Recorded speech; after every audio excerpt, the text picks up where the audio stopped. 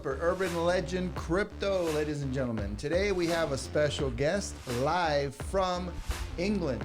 To it, his name is JB. He's got a wallet and some crypto coming out.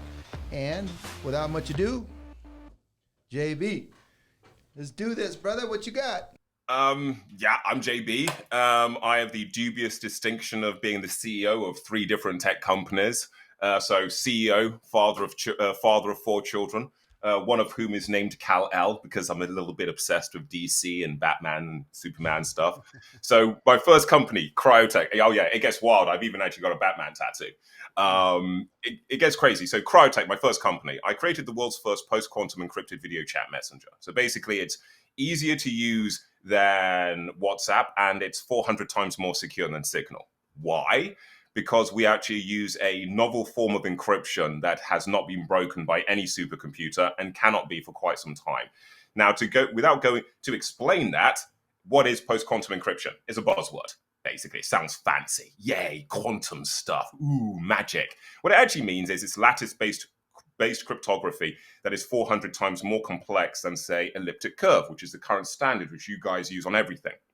Elliptic curve is used for you to, is used in your credit card transactions, it's used in Signal, it's used in WhatsApp. They all use the same encryption, but it's not actually that particularly secure, as lots of people have found out. For example, one interviewer has recently been pulled into the State Department to be asked, why is he apparently going to be interviewing Putin on his platform?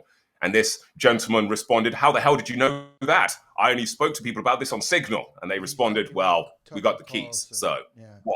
Tucker Carlson. That happened Yes, in 2021, that would be. right? Yeah, got it. Yeah. Now, when we realize, now think back to us, what was the other thing that happened in 2021? The other thing that happened in 2021 was that Brian Acton took the helm of Signal, Brian Acton being the prior CEO of WhatsApp and the donator of 20 million to Signal. So it does kind of make you ask some questions about, is Signal really what it says it is? Now, with Vox Messenger, we're exactly what we say we are on the tin. In fact, we actually even go as far as to demonstrate this. We actually allow people to book a live demonstration where we can actually demonstrate you deleting something from your handset and it disappearing from our servers in real time, basically. Unlike our competitors who keep copies of your messages on their database for their ads, metrics, and analysis in the future. Because bear in mind, how did my competitors make their money? Ads revenue, data exploitation. How do I make my money? Well, we don't actually make any money at the moment, but when we are making money, it'll actually be through subscribable services, providing things that people actually want to use and not just ripping off their data, whether they like it or not, like everybody else does. So that's my first company. We've kind of built a heavily encrypted, no data logging, no data exploitation, no ads version of pretty much everything. We've got our own version of Facebook called Vox Alive, which is heavily encrypted. No ads, no tracking. We have our own version of Spotify called Vox Beats, which allows artists to earn from the playback of every single one of their tracks in real time by virtue of smart contracts. So that's my first company. Then my second company, Djinn Technologies, we solved another problem, which is how do you create 3D models and 3D recordings of things without needing markers? Because, if you go into anywhere where they're doing 3D or virtual reality, you'll notice lots of these QR code markers everywhere. And that's so that the cameras can synchronize the camera feeds. I created an algorithm that means we don't need markers, actually. I actually created the world's first real-time autonomous intelligent markerless camera sync. So we can actually synchronize the camera feeds of multiple cameras in real time and create a 3D 6 degrees of freedom model from it. I mean, the applications for this are insane. We filed a patent for it, which is currently going through with the US Application Office. And it gets even better. The youngest 3D scanning company in the world has actually just acquired one of the oldest. Now, we're going to be making the announcements in about a week, the name of this company that we've acquired. Well, I can give you a little hint. They are named in no less than 20 of Microsoft's own patents in the 3D space. And we just bought them and acquired all their software and patent technology, which allows us to do some amazing things. We are actually now the holders, the possessors of the world's first kind of MPEG quality codec for streaming 3D content in real time without any lag across a mobile connection, which we're going to be releasing next year. And then my third company is Gorgon Black Box. And what that does is it creates military applications of the technology from my other 2 companies. For example, we've created a wearable that gives you 360-degree real-time threat awareness of your environment and the world around you as you walk around.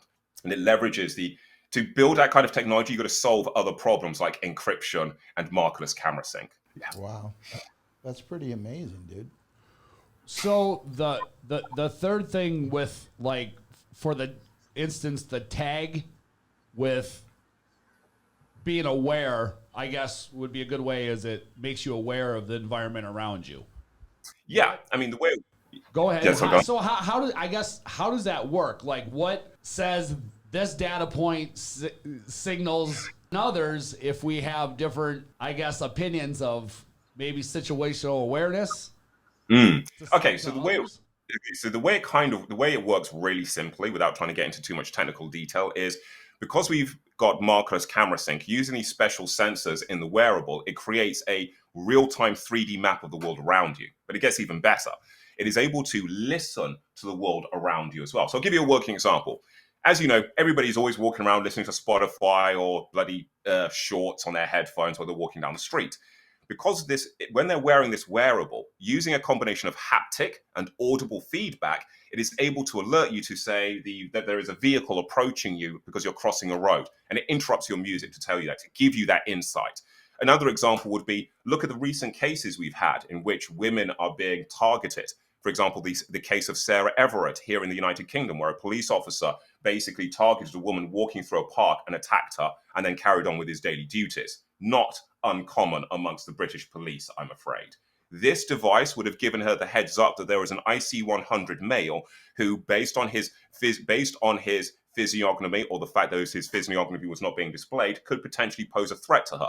And it would have asked her if she wanted that interaction recorded, and it would have automatically saved all of the 3D spatial data of the scenario into a vaulted, encrypted area that only law enforcement, police, and legal would have been able to access afterwards. With this technology, I mean, we've even actually had interest from the British National College of Policing on this as a potential replacement for police camera, body cams, because unlike the body cams currently used by the British police, which are stored all on US servers, which is actually a contravention of British data policy, our camera technology can actually detect the points of duress and the points when people are being either aggrieved or are acting aggressively. For example, if a police officer or a perpetrator were acting in a manner that seemed to be inconsistent with the conduction of a proper police operation, this would be picked up in this kind of technology. I like that, as far as, because here in Las Vegas, surprisingly enough, there are so many people that die every single year crossing the street that get hit by a vehicle. Like, how many people, I mean, you think it's something basic where you look before you cross the street. There's a lot of intersections here, and the traffic can be very horrible for the drivers at certain times too. Regardless, there's probably, Pedro, 40, 50 people a year? Oh, yeah. That in Las Vegas, you hear about in the news every morning. They were hitting a crosswalk last night, whatever it was, blah, blah, blah. This would notify them that an object of whatever domain is approaching at a certain distance, and this is something that could automatically connect into their, because it's incumbent upon the drivers, but it's also incumbent on the fact that how are these people not looking before they cross the street to see a vehicle coming? So it kind of, this would pull them out of that into their situational awareness, correct? Well, exactly that. I mean, we also, trying to get people to gain situational awareness is incredibly difficult. Yeah. For example, have you ever noticed if you say to somebody, "Hey, look out," and you shout at them, they will look to the direction of sound, but they'll still carry on going. Yeah. But if you tap a person, they actually have a physical reaction, jump out their skin, either smack you in the face or flail. And neither reaction is the reaction that is conducive to actually being able to do something positive with that information. Now, we actually discovered a bunch of research which indicated that by the combination of audio feedback, of spatial audio feedback, and haptic feedback directionally, you actually neuter the negative effect of both. So by combining an audio feedback with a haptic feedback, you can actually get a person to gain attention, which is through the audio feedback, and then B, direct their direction via the haptic. So if you'll notice, when your audio tells you that a vehicle is approaching, the haptic will start vibrating in the area or the directionality of it, which then causes you to pull your attention to that direction. And this is combined by the spatial audio effect in your headphones coming from that direction as well. So we're actually able to pull, in a way, natural human reflexes when combined to actually help them save themselves.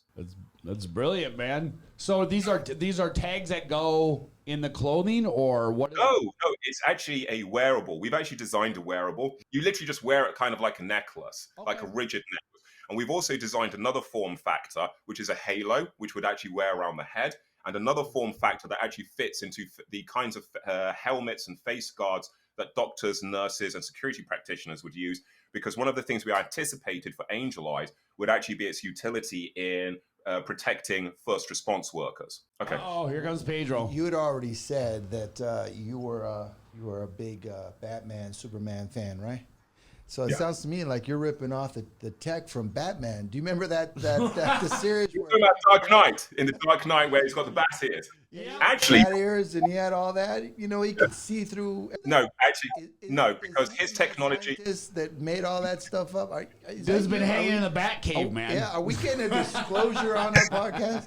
Okay, so basically, what is the thing that you're seeing in Batman actually is a technological complete nonsense. The concept of using a mobile phone networked in that way has a number of hurdles. First of all, you would need to be using either Pegasus or Predator software in the first place to gain access to people's handsets in that way. Also, with the technology we've designed, yes, you theoretically could network every single one of your Angel Eye devices if you were a nefarious government, and you could then theoretically create a real-time 3D map of the entire location of the world around the people around you. But this is the reason why we do not give this technology to governments. This is the reason why you pray that a CEO will come along who doesn't have a batshit mental personality that needs to be exposing itself all over social media, saying wild and crazy things every 5 minutes, and will behave in a responsible manner and provide this technology out there for people to use in the way in which it's intended, which is to save themselves and their loved ones, not for profiteering or control or manipulation or any of that kind of stuff, which is where this technology inevitably ends up, unfortunately. I mean, this is the point where I should mention I myself am actually ex-army, and we actually have an army colonel on my board of directors at Cryotech. But you'll probably not find a more anti-establishment, anti-government person than myself, actually, despite all of that, because after having worked in this country for many, many years and having seen how these systems operate, I do see a great deal of corruption around me. And part of the reason I got into this business I'm in is to change that actively. Even amongst all the people operating these platforms, the level of corruption and greed amongst them is insane, and these people are in control of our data and our digital lives. We've talked about the 5 eyes on our show, right? Yeah. Right? And it sounds to me like you're going to give them a great tool, brother. You say that. Okay, I'll tell you about one of. You know what? I think Bret has the same mentality, and let me just elaborate. Bret thinks that the technology is going to help humanity, right? And things are going to be good and all that. No, and I appreciate it. The optimism. I'm on the other side. I think it's against us. Well, but wait. I'm gonna give it to Bret. Because I'm listening. Hold on. There you go. All right. Okay, So I'll let you have his reaction. I mean, JB are on the same page as far as it's like the internet, man. Right? It can be used for good. It can be used for bad. Who controls it? Humans. Humans do good things. Humans do bad things. So no doubt you're going to have the counterpart of a Dr. Evil, in a sense, wanting to use it.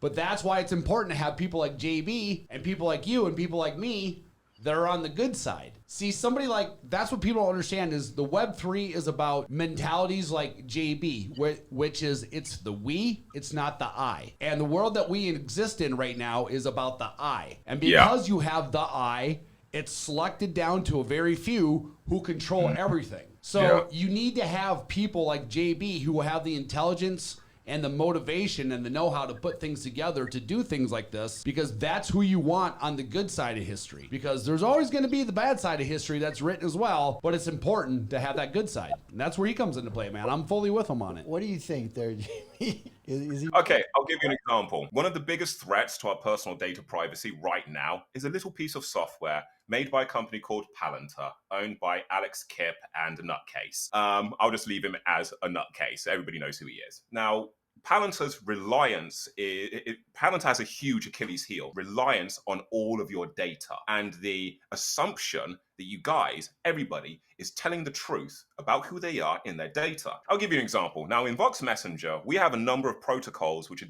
deliberately designed to protect journalists and first responders and other people of that nature. For example, we've developed something called the Mikoshi protocol. Now, if you're stopped and somebody tries to clone your phone, or tries to induce you to give you your PIN number to unlock the phone, which a lot of law enforcement will do for whatever nefarious reason. When you type in the special Mikoshi PIN number, what actually happens is everybody on your contact list who's been assigned as an angel or ally is contacted and given a clip of the video of the person of who unlocked your phone, audio of the area, which provides a spatial map of who is in the area around you when your phone was unlocked, erases the contacts and erases all of your conversations and replaces it with synthetic data. Now, I love that. This is where it gets deep. Now imagine that at scale. Imagine loads of people having to deploy the Mikoshi protocol. All of a sudden, at scale, Palantir becomes unable to become feasibly able to detect base truth anywhere, which nullifies the Palantir weapon instantly. Yeah. And that's how I think. All of my systems are designed in such a way to negate the current Freudian Barney's concept of consumer capitalism and control. I design everything from the ground up for my consumers. I'm a consumer. It makes sense to me to be on the side of my consumers. I don't want to be a billionaire. I have no wish to be a billionaire. I already know in my head exactly how much I live. I need to live, like, nicely. I don't need to put a penis-shaped rocket in space to go to a faraway planet. There's enough shit to fix here. And I don't need fancy cars, and I don't need no fancy women. So for me, this is a very easy thing to do. I just go out there, build it. I mean, in Vox Crypto, we're going to be launching a tokenized security as one of our fundraisers. And one of the features of this token that we're releasing is that automatically at midnight on the 20th of December 2030, it will spin up a multi-signature wallet, which will start automatically taking 60% of all of the revenues out of our Vox Crypto contract, smart contract that we make from people using, from transaction fees, and putting it directly into Universal Basic Income Wallet, which will be distributed to everybody who is a user of Vox Pay and Vox Crypto, which I'm hoping will be everybody eventually. Because Beautiful. when we did the number crunching, I've done the financial modeling on this, and the revenue that my companies can make in these sectors is freaking obscene, and it actually makes me uncomfortable. I'm not, as I said, I have very modest tastes. I'd much rather see happy people around me than just being like having lots of materials and cars and shit, Yeah. Well, you know what, brother? Let me just interact here a little bit. All right. It's always about when you're going to do something, right, to bring it to the public. So why don't you do it on the 5th of November? Actually, originally I picked the 20th of December because 20th of December was my birthday and it was also my wedding anniversary. And I know I wasn't going to forget. Dates, But 5th of November is a far better, 5th of Why do you November. say that? What? Remember the 5th of November, gunpowder, treason, and plot. Yeah, It's a seriously. very famous poem, and it's the Vendetta, V for Vendetta. Bro, Oh. wake up with pop culture. Have you not seen? Hold on, Bret has not seen V for Vendetta. Pop culture, man. Yeah. What the hell, man? You would be better Excuse off. me, man. I didn't study my But goddamn you know what? pop culture. Hey, I'm telling you, man. You know what? He's got a brilliant idea. Really does. And to bring it out on the 5th of November. No, I agree. Because what this in essence, from what let me see if I got this straight. All right, this is what I understand. Eventually, everything starts off big. You need a helmet, you need this, you need glasses. But eventually, I think it's going to be an app with maybe a little pin that you put on so that it could detect 360 around you. I think that's what's going to be the end of this thing. Right. Yeah. So if that's the case, it is a beautiful technology that is, JB, good job, that is going to be able to protect us against Totalitarianism. Totalitarianism. Totalitarianism. No, Totalitarianism. The The enemy is near. The enemy is near. The enemy is near. It says the enemy is near button. All right. The enemy is near. Totalitarianism, whatever. Yeah. We get it. Totalitarianism. No, it's not. Bro. Yes, it Let is. him say he's English. It's not. He can say It's that. totalitarianism. Totalitarianism. Okay, perfect. We got that. There you All right. go. Well, here's the point. Let me get back to the point. All right. Yeah. So if we have something that's going to protect us against those freaking corrupt cops, now note They're not all corrupt. But I've watched enough of these cops turn off their freaking camcorders by orders of their freaking sergeants, beat the crap out of people. All of a sudden, they mysteriously come back on. Luckily, a lot of those cases have been resolved with a multi-million-dollar lawsuits. But that freaking cop in England that took down that girl, that's just wrong. All those riots, did you see those riots? That was crazy. The whole England stood up and says, "Look, man, if we can't believe in our police officers, man, we're in trouble, right?" Yeah. And here's a police officer assaulting. He ended up raping this. He actually raped and murdered her. Raped and murdered. It was terrible, right? So yeah, I love the technology, JB. I think you're onto something here. You know, just stop stealing stuff from Batman. Just saying. And if you're gonna order all those. You know how you order all those extra masks, you know, like a couple. Oh my God, dude! Please send me and Bret a couple. Send of those. us a few. We'll do another podcast. This is actually happening. No, this is actually happening. This is actually one of our marketing campaigns we were actually going to be doing. We've designed these balaclavas that have the red V because the slogan for Vox Messenger is "I am the messenger," and the slogan for Vox Crypto is "You are the bank." You see, these are all look. You can see, you know exactly what I'm doing with this at the end of the day. I'm trying to put the power back into the individual's hand because this is the key about Web3. Web3, the individual is king. You know, in Web 2, we had to give everything else up. We gave all of our data over to everybody else in exchange for the reciprocal benefit, apparently, of having access to their platforms. But what do their platforms bring us except mental health issues, propaganda, and bullshit? We didn't know Nothing. the game when it first came out. The problem this time around for them is that we all know the game. Yeah, but so we can counter up our own rules because now we know the game this time around. But we get a chance to set the rules this time, man. That's Web3. Remember? Yeah, wasn't it Barack Obama? Dudes, they're gonna figure out a way to steal our freaking data one way or another, bro. Because that's how they make their money. You need to look at people like JB and what people are trying to do for Web3 as look at the way that crime is. Whatever the cops come up with for solution, the criminals are always one step ahead. So you're always gonna have the law that's gonna try to use it or centralization that's trying to use it to their advantage. But then you're always going to have the counterpart, which is always going to be, hopefully, one step ahead because we have a lot smarter people. Well, okay, I'll give you a bit about my background. The reason I'm like this is because I was homeschooled. I was homeschooled, brought up by a woman that was kind of ex-aristocracy that educated us in the 3 R's British tradition. And I was learning about Descartes, Baudrillard, and Urban Guerrilla by Oppenheimer by the time I was 5 and 6. Growing up in Birmingham, I grew up in Birmingham in the 1980s when the Birmingham Six was happening, when those people were accused of setting fire to a pub and they had their statements extracted from them by the use of a phone book, as an example. And I was on protest marches for those guys when I was 5 and 6. So I've always been trained, as it were, for, what's the word? Disruption. You're saying that it's going to be like a thing that you're going to make, right? No, it's a wearable. You can wear just hair clips on your shirt and just wear it like a necklace. Or there's another version you can wear as a halo. You know, there's one which would be included in actual face masks. Have you seen that new Iron Man mask where the thing goes, comes up? Have you seen that? No. That is so freaking cool, man. Could you imagine adding this technology as an app to that Dude, freaking whatever mask? style you want. Dude, I'd be walking around as Iron Man. The style is a minute thing compared to. Well, I mean, we are actually looking at. I think it's awesome. We are looking at we're actually looking at partnerships with big clothes labels and jewelry designers because we'd really like Angel Eyes to have like this element of customization to it where you can actually make it part of you. You know, you don't want this thing that looks like an Apple circlet. That's this bland bit of white plastic with a couple of cameras just sat on your collar. I mean, not only is that incredibly boring, it's going to irritate the crap out of you, and you're actually not going to want to engage with it. So we're actually designing the Angel Eyes device in multiple form factors. So it could be incorporated in jewelry, it could be incorporated in necklaces, collars, any kind of form factor. Ultimately. I mean, eventually we're going to be working on it being also incorporated into wristwear as well, but that is later on down the road. You should contact the NFL so they can put it in football helmets. With that awareness factor in there, that's what it's all about. my God, that's actually really good.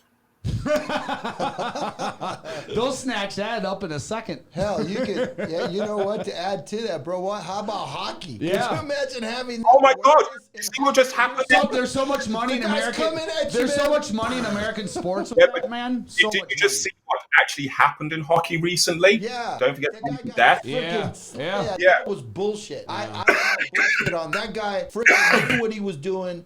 He Yeah. tried to go through the course. I watched but the video, that's dude. I watched the bullshit. video. That guy threw his That leg looked- up on purpose. Did you see That looked very targeted. It looked really targeted because I studied biomechanics, and actually, you know, it'd be very interesting is to run that video through mocap and actually look at the skeleton structure. Because if you can see where he's putting the pressure on his lead leg, it will tell you if it was deliberate or not. Now, from what I can see when I'm watching the video, there is pressure on his lead leg, which looks to me like it's an initiated jump. Because I did martial arts, and you look for that. You're looking for the calves or the ankle action, basically, and it's definitely there. So, Well, I it's did martial deliberate. arts my whole freaking life, and I watched him. And when he went on he put his weight on his right foot. He got hit, but he didn't want to go down. He wanted to go down with a fight, and I've been there. You know, when you're fighting, you just want to get the last kick in. And I'm not saying the boy tried to purposely cut his head off.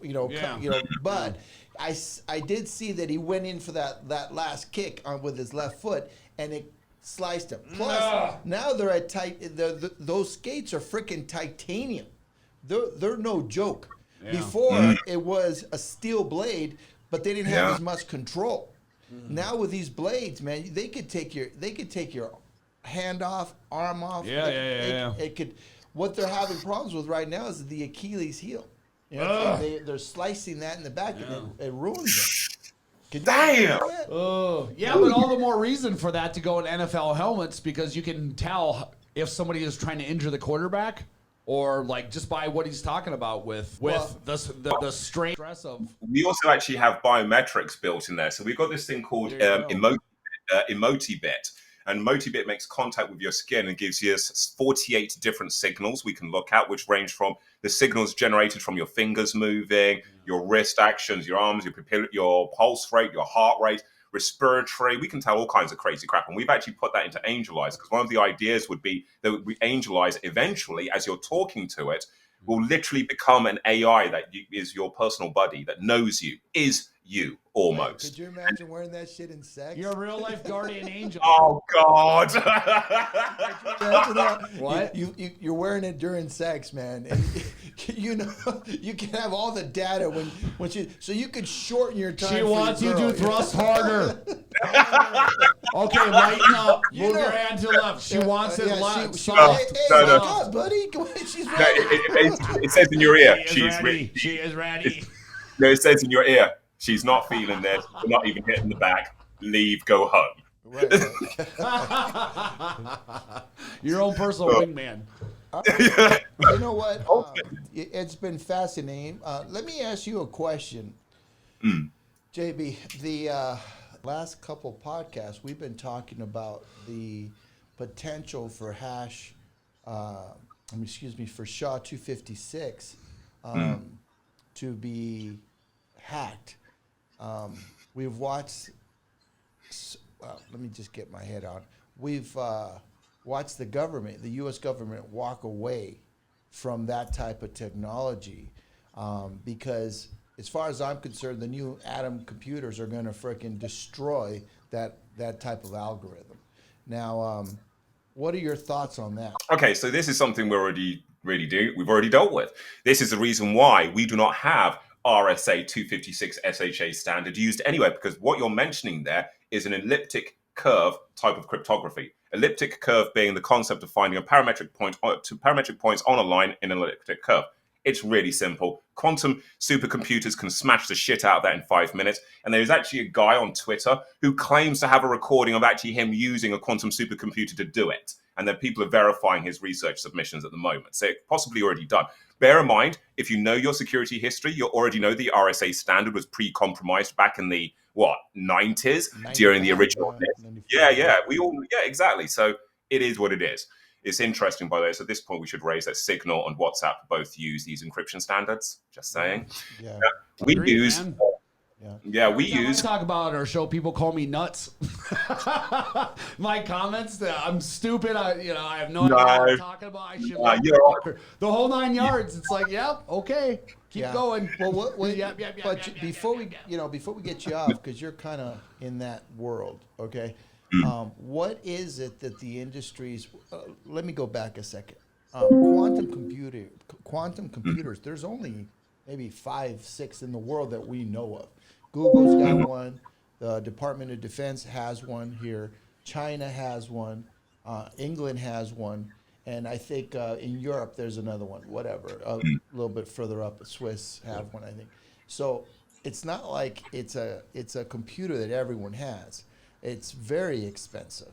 So as the technology, in my case, from my studies, I'm seeing a 50x, 100x that's beating out Moore's law every year. So if these atom computers that are, mini quantum computers come on board, how are we going to protect Bitcoin? What is you say you're going to start a cryptocurrency. So how do you protect it if that's the case? Okay, so it's all down to algorithms. We're already using NIST runners-up post-quantum algorithms, which are Falcon and Round 5. The reason we used runners-up in the NIST algorithm contest is because the winners of the NIST contest, just like back in 1995, are actually owned by a company called PQ Data, who basically took all of the most common forms of post-quantum encryption algorithm, rewrote them, and issued a patent to themselves on them, and then made them closed source. PQ Data is funded by the NSA, the Bank of England, and a whole bunch of other scary-ass people who have a stack of conspiracy theories against them. We know this. I know this because one of my CFO happened to get their deck passed across his table, and he passed it to me immediately, so I got all the inside track on it. They have not gone to market with an encrypted messenger because their only interest is gaining access to your biometric data for banking. Now, they use a different algorithm. They use the Kyber algorithm, which to me looks like it'll possibly be discovered is the RSA equivalency for post-quantum in terms of being pre-compromised. Round 5 and Falcon have been heavily tested and peer-reviewed. And this is how we end up protecting our data, by using increasingly complex forms of algorithm. Now, by 2025, we plan to have a consumer version of the next generation of encrypted algorithm already running called homomorphic encryption, which is kind of the holy grail of encryption, which basically means you can run tasks on an object without needing to decrypt the object. That is hugely powerful. This basically means all of these governments claiming they need to have our keys to protect us from the pedophiles, which is mostly them, under the online safety bill, all of a sudden becomes a non-existent requirement because we can train an AI to look for patterns in encrypted data that match up with child pornography, terrorist materials, and stuff like that, which means we could catch that stuff without ever having to invade the privacy of the majority of people, which is what the online safety bill in the United Kingdom is literally designed for. Mass surveillance. So with that, basically, you either come up on the scanner or it doesn't. So if it doesn't, you're a regular person and that never gets touched or looked at or investigated to begin with because you didn't flash any signals that came up. I get it. Yeah. Whereas the current system, under the current system of the online safety bill, which has already been implemented here in the United Kingdom, every ISP has to keep records of every single person's traffic and supply it to GCHQ. Everybody. It's indiscriminate. Yeah. That's basically the Patriot Act, basically. That's all it is. It's just our version of the Patriot Act. Yeah. So basically, Pedro, your question is, if we have quantum computers that can basically outpower or outmaneuver Bitcoin, how does crypto... I mean, my answer is kind of like a simplified version of his, which is, well... It's all algorithm, so the answer is you come up with a better algorithm, right? Well, and you apply that technology, maybe incorporate it into Bitcoin. I mean, nobody's saying that Bitcoin can be changed right now if enough people vote on it, right? Well, actually, Bitcoin is an interesting one. You have to have a 51%. But there's different rules and ways that you can use it and maneuver it that can be changed and can be used for, correct? Well, actually, that's more like a theorem. Really, that's more like Ethereum, really. Yeah, Yeah. Bitcoin. I think of Bitcoin in the crypto space more like a block of gold. It is immutable. It's slow. It's lumbering. It's heavy. It's Yep. beautiful. We love it. But Ethereum is mute. Okay. The other thing to think about is, I'll give you an example. In Vox Messenger and Vox Crypto, we have to have KYC and AML because we're going for financial regulation. Yeah.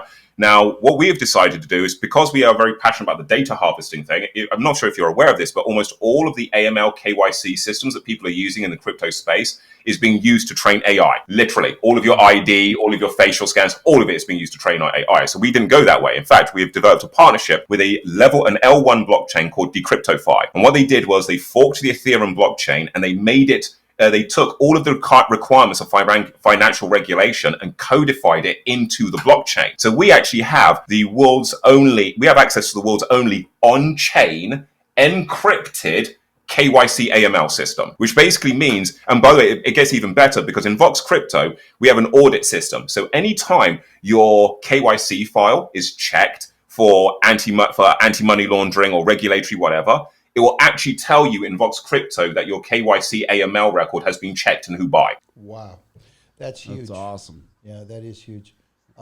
Going in, the NSA, in my opinion, brought all this out. You name it. It was the idea was, and the idea the bankers saw that fiat was in trouble, and this started in the late '80s, early '90s, and in my opinion, it was looked at by Greenspot. They really said, we got a problem, okay, and so they started with grants, whatever, to come up with a technology that they could use to do what we're doing now, the digital credits, all the stuff. If you see what bankers do and what they use, they've been using that for a long, long time. But DLT ledgers, man, have been out for ages. Yeah. Seriously. And if you look at the SHA, the first SHA, what was it? SHA 152? Yeah. No, it's 256, 128. 128, yeah. So if you look at 128, right, that's what they started using. And then they went up to 256, which was in 2001, right? Yeah. Right. And then the white paper came out in 2009, I think. 2008. All right. So the white paper came in 2008.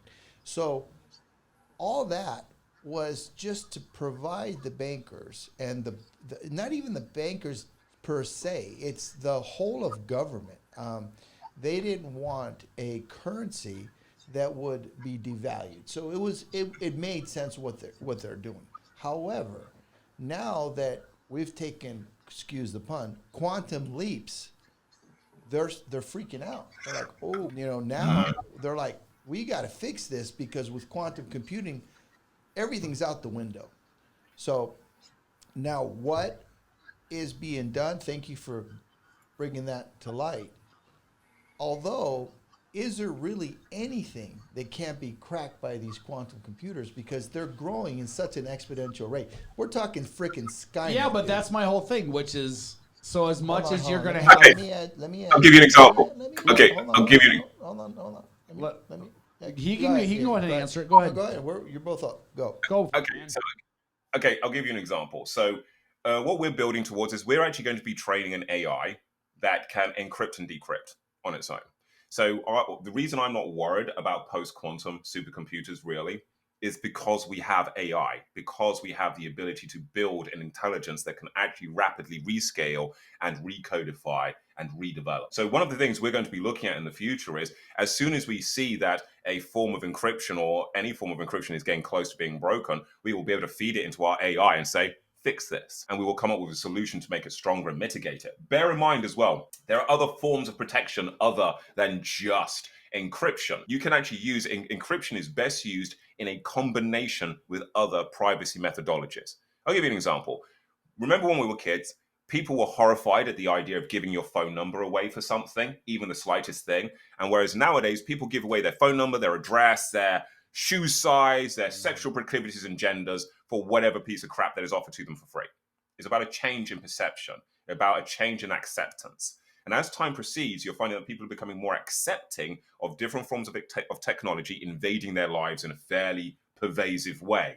Not a good thing, actually, but it can be a good thing because it means you can actually start to educate people on new ways of living. For example, when I'm living my private life, I'm very careful about what emails I access. I'm careful about what QR codes I scan. I'm careful about what freemium stuff I sign up for. Now, it doesn't matter what level of encryption you have.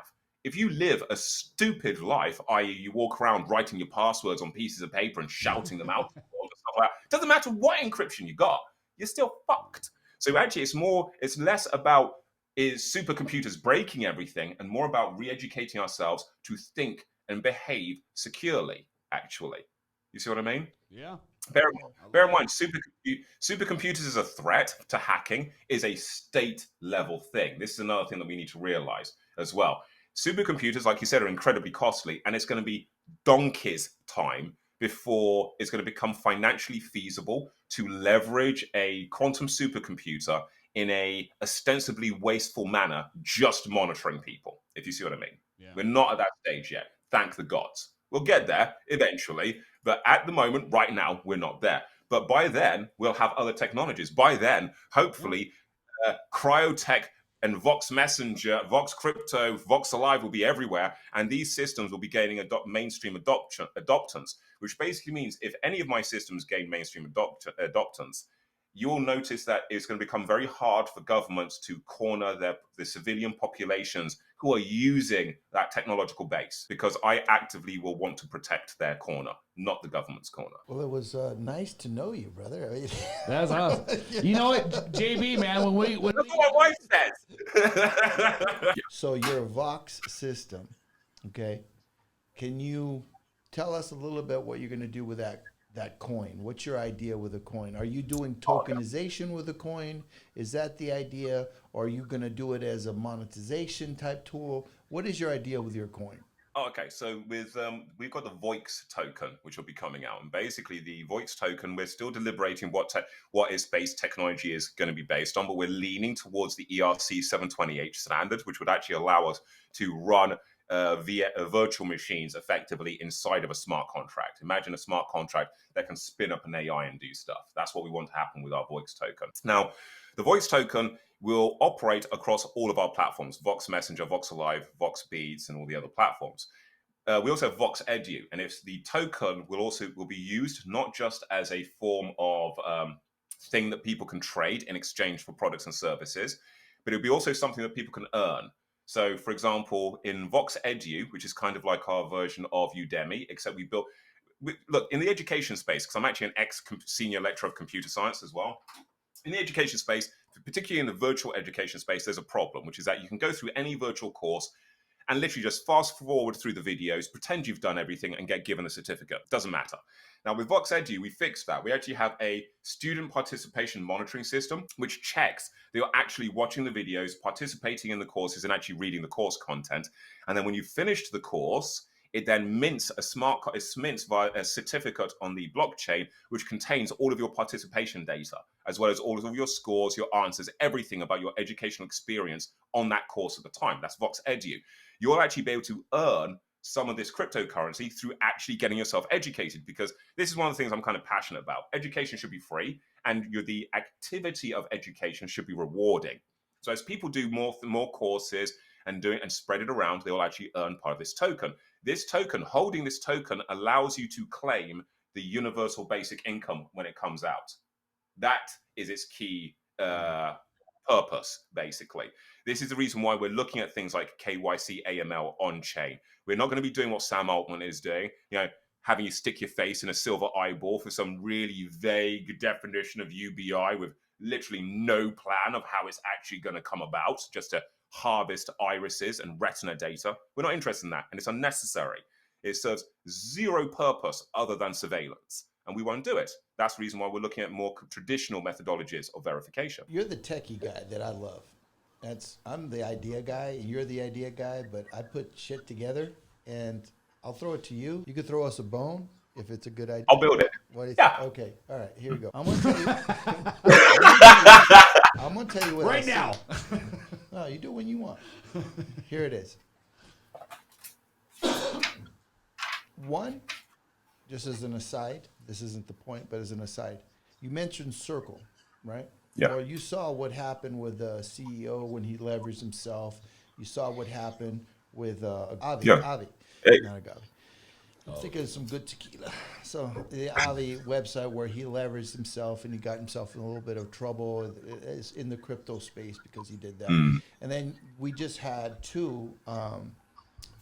we just had three CEOs, no, a CEO and all of their upper management staff get themselves in trouble with a cryptocurrency that was offering tokens. They called it a fraud. That's one of the ways the governments are taking people out like you that are doing good, right? So I'd be careful, just as an aside, with any kind of cryptocurrency in any way, right? So that being said, you do what you got to Do you do. know how I've already got this covered? Do you know why I've already got Go this ahead. covered? Okay. So this is where Decrypto5 comes in. Decrypto5 has achieved SEC regulation for operation across the United States and has achieved financial regulation pretty much all over the world. The way they were successful is because they used the banker's language. For example, they don't talk about mining. They talk about ledger nodes, stuff like that. Now, these guys, they're going to be the ones building our token for us. But our token, because it's being developed by somebody who's SEC and is actually SEC cleared for tokenized securities, it means our token is actually very special. It means our token can actually be traded like a stock. No one else has that. And that's what protects us because we're actually playing in the SEC's playground. We're not doing stuff like going off and trying to do a pump and dump. We're not doing stuff like getting with Matchy or all these other bloody people to like do these big inflated things like on Blur to trade them backwards and forwards. It has real value. Those things do not. Well, that brings You know? me to point number two. Wait a minute, there you go. There you go. Point number two. So point number two is J.P. Morgan and even Warren Buffett through a Brazilian bank they're all getting into, and there's a lot more. I could keep going, but why bore everybody? Tokenization. That is the future. Everything will be tokenized. Period. End of story. My iPhone at the time, from my shoes all the way up to anything I own, is going to be tokenized. And with saying, I would look into that. That would be the tokenization part of it. I don't know about bringing to the SEC, but if you look at Bitcoin, the current big thing, and Bret brought this up to light for me, but they're using Satoshis as a tokenization platform to put. Yeah, you're talking about ordinals. I don't know if I agree with that. That's the verdict's out. Okay. Okay. But I will say that since all these big money guys are looking to tokenize the world, then you, with your big brain, okay, I don't know if you're Batman, maybe more like the Joker, but we'll see. Okay, Superman or whatever you are, right? But that's something that if I had your brain, I'd be looking at as far as the tokenization, but on this one little twist. I wouldn't be looking at it to try to help the bankers. I'd be looking at it to help the people for an alternative to their proposals. So their proposal is going to be, listen, everything's going to be put on we're going to hold custody. We're going to do this for you. Well, what if we had an alternative that was privately owned that had unbelievable safeguards that we can tokenize, because we will be forced to tokenize, but we have an alternative. And let me get Bret in here because he's like, I have a feeling that he's going to be able to answer that for you, and that his answer is going to be that it is for the people, and he's going to show you how. Go. Okay, so well, thanks for kind of right on that thought there, Jack Handy. I'm just saying, everything about him is for the people. All right, so go. I think he's going to use the SEC to benefit the people. Go. Yeah, actually, it's exactly that. So the SEC does not want people having access to securitized stocks because they don't want us having the ability to make money from tokenized securities whatsoever. I mean, I'll give you an example. Not only is our raise going to be done as a tokenized stock, which can be traded, it's effectively us doing an IPO, basically, at a very small size. This is insane. This basically means that our users are the ones who actually buy that stock. We're not selling our stock to VCs. But our users can then take that stock because it's a tokenized security and actually trade it on those stock exchanges like the big boys do. You can't do that without getting SEC involved, actually. Now, the SEC would not like me doing that, but it's an actual offshoot of them giving me the regulatory clearance to be able to do it. They would prefer that I push it to VCs, but the reality is, once it's tokenized and once that security is tokenized and it's already been SEC cleared, it doesn't matter who I sell it to, as long as there is proper due diligence, KYC, AML, hence why it's being using the on-chain encrypted stuff. Now, it gets even better. At Djinn, we had to crack markerless camera sync for a number of reasons. And one of the reasons being is that we're building our software, so you'll be able to, using a sensor that plugs into your phone. I've actually got one of the sensors here. JB. You'll be able to, wait for it, 3D scan anything and tokenize it. Okay, so with Djinn, we had to solve the problem of markerless camera sync because the objective is that we can use little camera sensors like this plugged into any phone to give you the ability to 3D scan and then tokenize any object around you. Literally, with our software, with the spatial scan software that's coming out, you can actually scan the object, tokenize it, and actually deploy it on the actual blockchain as a smart contract with its 3D content, all as one workflow, using a piece of software that's as easy to use as Adobe Photoshop in terms of interface access. That is in terms of making stuff for the people, that is how you make things for the people. You make things for the people that is largely hardware agnostic. If it requires hardware, it's hardware that is not over $100 or something like that. And you provide a service that is cheap and easy for them to use and maintain. This is the complete opposite of how our competitors work. I mean, I'll give you an example. In the 3D scanning space, our biggest competitor is DepthKit. Now, you should see what they charge for their software. I mean, their software is great, but you need a PhD just to use the damned interface. It's one of those pieces of software, if you know what I mean. Yeah. It's incredibly complex. And it's not got a linear sequence editor or anything like that. Okay, so basically, by making the technology cheap enough and easy enough for people to use, it becomes an everyman technology. Yeah.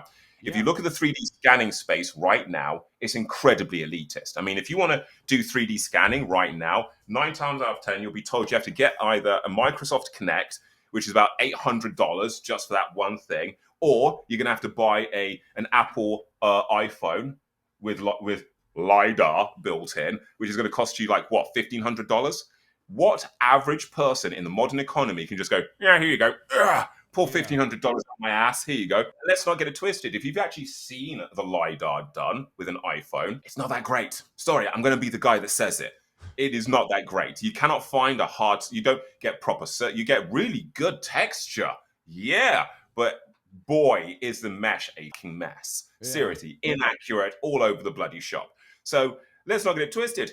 Even if you bought the iPhone, which is $1,500, for its apparent LiDAR advantage, and then pay for a subscription for a piece of software like Scaniverse, which is free, but it's not, it's okay, or another piece of software, which will probably save you about $200, $300 a year, then you get some moderate approximation of quality. Then, what if you want to start doing mocap and you want to start plugging in like facial tracking in Unreal 5? You're looking at going to have to drop about another 1,500 quid in software and licenses and subscriptions just to make that happen. With the software we're building, that's not the case. Single subscription, you'll get mocap in there, you get the 3D scanning, you get the 3D streaming, and you get the 3D export and the 3D plugins all in one price. And we're going to be doing it for under $50 a month and stuff like that, even for content creators, you know? When is all that debuting and coming out? Spatial Scan is being officially launched on the 7th of December at an event held in collaboration with UAL. Everything that he has going right now is going to be offered in a package for less than $50. Nice. You know, and he was just saying how right now, if you want to do 3D printing with buying an iPhone and then buying the programs and the apps and everything that you need to do that, you're looking at thousands and thousands of dollars. This is going to do the exact same thing in their service, but they're adding all of their services into one for less than $50, man. Unbelievable. Nice. But that doesn't include equipment, right? Well, in terms of equipment, even the sensor we're using is under $100 and it's smaller. Look at this thing. It's called an Oak D Pro. And this sensor is unique in the market because it's the only sensor in the world that actually has built-in machine learning and artificial intelligence, which means it can do neural inference like facial recognition, object detection, mocap, motion capture, without needing to use a third-party cloud service, which means this is the only one that protects your privacy natively. Well, you know what, Big Brain?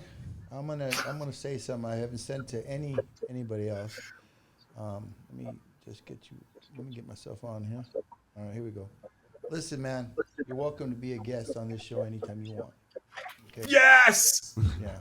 Thanks, man. That's appreciated. I like you guys. You know, he's a good guy, and I mean, it's like you've got the skill set, you've got the intelligence, you've got the what I think is the proper background, kind of how you're raised. I mean, that's like, because that's where it comes from, man. Right? Yeah. Is the inner self of the core of who you are as a person and how you see the world, and that's how all of your intentions come from that. Yeah. So I you know, to me, I love the pedigree of it all. So I mean, he's the real deal in every shape or form, man. Yeah, I think one of the reasons we started the podcast was to get rich. No, I'm just kidding. You don't do podcasting to get rich, man. Bro, we ain't paying the bills with this shit. The main reason we started the podcast, it was a shared interest that we had. But for me, and I can only speak for myself, but Bret can speak for himself, is to reach out to the public and let them know that even though this is a incredibly beautiful technology, we have to stand up when this is used against us. And I'm just trying to bring awareness. And I think that's what you're trying to do yourself. Yeah. And I appreciate you being on the show. And Bret, you want to give them some words? I got to close this up. It's been a pleasure, JB. The products that you're doing, and more importantly, the intent behind them, are absolutely brilliant and beautiful. And I, for one, am looking very forward to seeing what the world holds with your products and what you're trying to do. Pleasure tonight. Pleasure to meet you. And yeah, I mean, as far as after the show, we'll stay in contact, because I have a few other people that I think I wouldn't waste your time with meeting if I didn't think you should meet them. So, but yeah, Appreciate man, it. brilliant guy. Pleasure speaking to you. And JB, if you want to send me an email with some of your stuff, I can add them to the post. Perfect. And we'll do some shorts and all that. If you have something you'd like me to put on for you, I'd be glad to do that. Okay, we'll give you the last word. Actually, I just wanted to say it was great being here. I do a lot of podcasts. I do a lot of appearances. But this has actually been one of the most fun. I like a good chat with different groups of people, and I learn a lot more from that. And it helps me to improve what I do, actually, interacting with lots of different groups of people. Yeah. It really does. Like you said about background is important. If you have somebody who is coming from a super rich, privileged background, the chances of them building something that helps the everyman is I'm going to say now, it's next to near enough impossible. It really is. It's not going to happen. That's not how they think. No. It's like the detachment from our shared reality is so huge. It's unreal. I mean, I used to be in politics. I used to be involved in British politics, and I got the hell out of it because they are divorced from the reality of the people living in the here and now.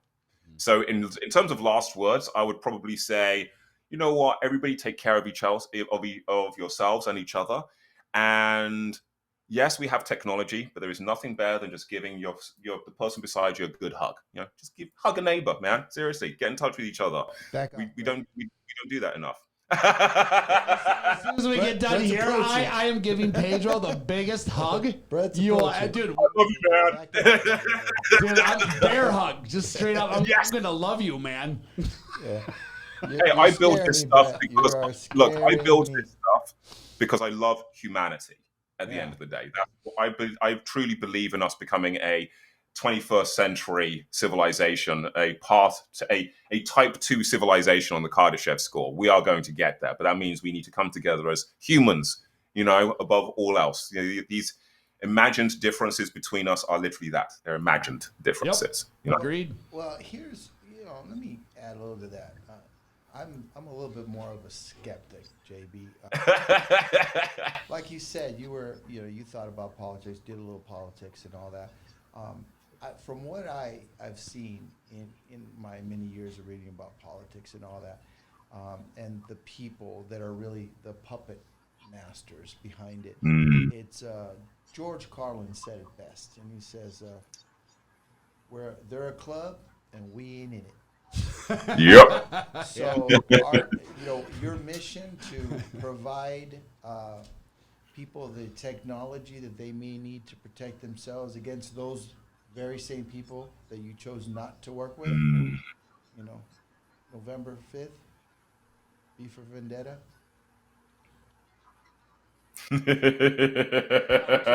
Oh yes. Thanks for coming on, Urban Awesome, Legend JB. Crypto. Thanks, Thank you, JB. All right, guys. Hey, JB, if you ever want to come back, you're welcome. Yeah, man. Anytime, brother. Oh hell yeah, take it as read. Take it as read. I want to live here. It's all good. Thanks, JB.